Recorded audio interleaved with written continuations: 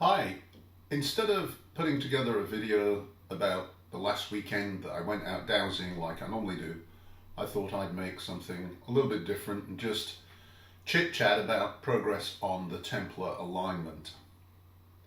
Now, as probably you know if you've been watching my channel, the Templar alignment is what Rory Duff's classification classifies as a Type 4 alignment. There are two, or a pair, of 90 pace wide energy lines that form the alignment. The alignment is actually formed by the locations at which the two energy lines cross.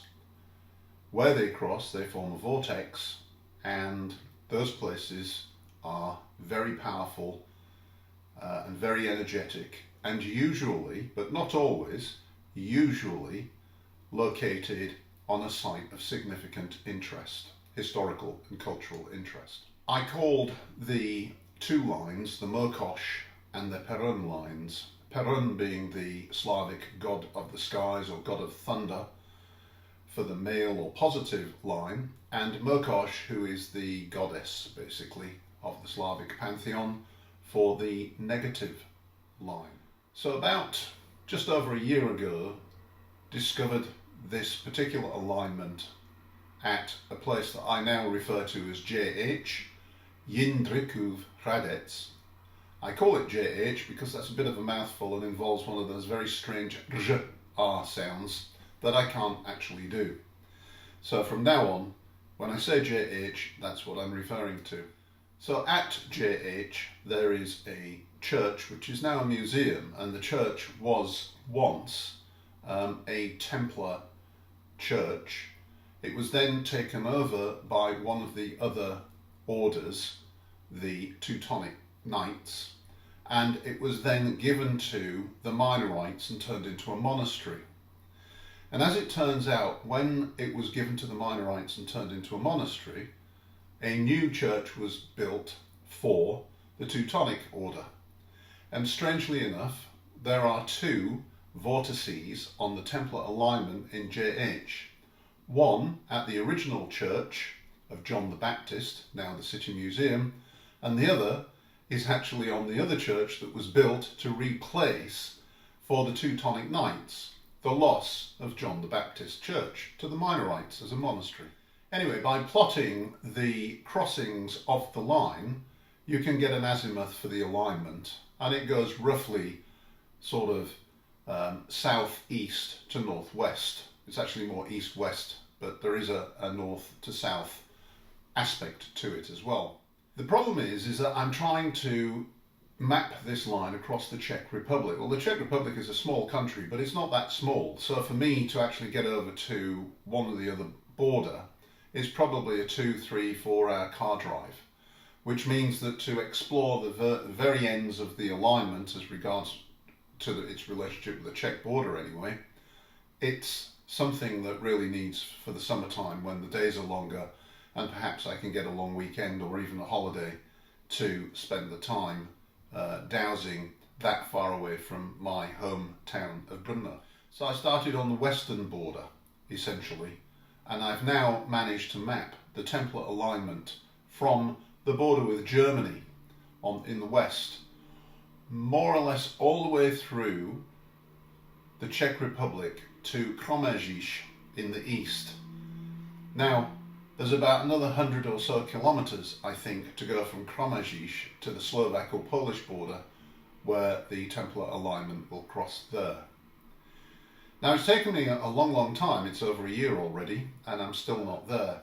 In fact, if the truth be told, there's a couple of gaps or areas where I need to go back and verify, and those will have to wait until warmer weather and longer days, because one is out west and the other one is Trebic, where I need to actually track it across the town of Trebic.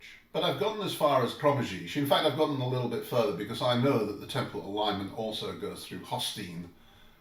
If you've seen that video, this is a place of pilgrimage and a special church dedicated to Mary on a hilltop, and it's where I first found symbolism of Perun in the form of Jesus, Perun being the Slavic god of thunder or the Slavic god of the skies.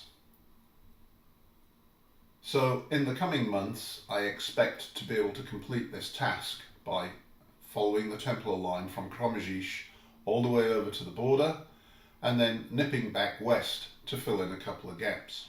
That will not be the end of my work, because in the process of finding the Templar alignment and mapping this particular set of lines, I've discovered a whole host of Type 4 lines that seem to more or less parallel the Templar alignment, crisscrossing periodically across it, forming some interesting energy vortices. And I've also discovered one or two north-south lines. I'm going to focus in on the east-west lines, the ones that parallel the Templar alignment, but I've already noticed a little bit of a difference, and I'm not quite sure what to make of it really. Whereas the two lines in the Templar alignment will not always be close together and will sometimes wander off in different directions only to come back together again a bit later, a little like the Michael and Mary lines in England, which are not always together. The other Type 4 alignments or lines that we've found tend to be more or less tightly coupled together all the way, with very few crossings, very few vortices.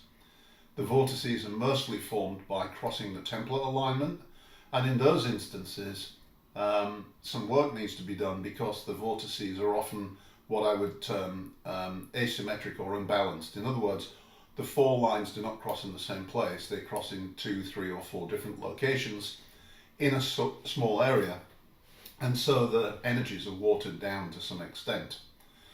Nonetheless, these other lines also do pass through some very, very interesting archaeology and history. Some wonderful churches, some wonderful historic sites going all the way back to the Stone Age and often to the Slavic period when Moravia was a significant empire. So I hope you've been following my activities. I will put up a video shortly about finding my way through Kromeriz.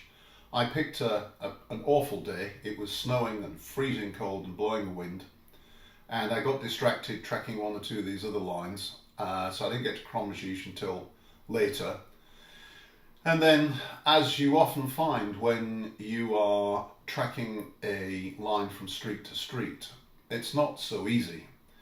It feels like the more data points, the easier it would be. In reality, it's quite the reverse. The more data points you find, the harder it is to actually track the line. Because quite often, other lines are crossing and you're not quite sure which line is which without lots more work. So I'm going to probably have to spend another couple of days in Kromeriz to sort this all out, because there definitely are two other lines passing through that particular town.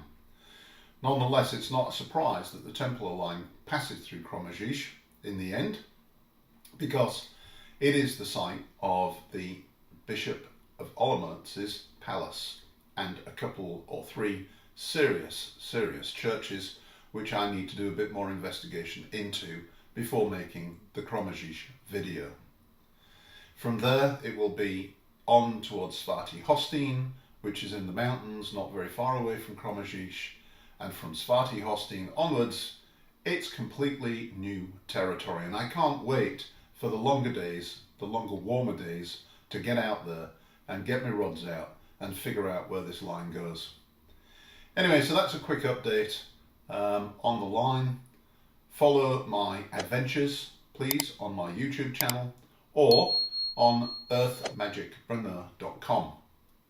Thanks a lot. Bye.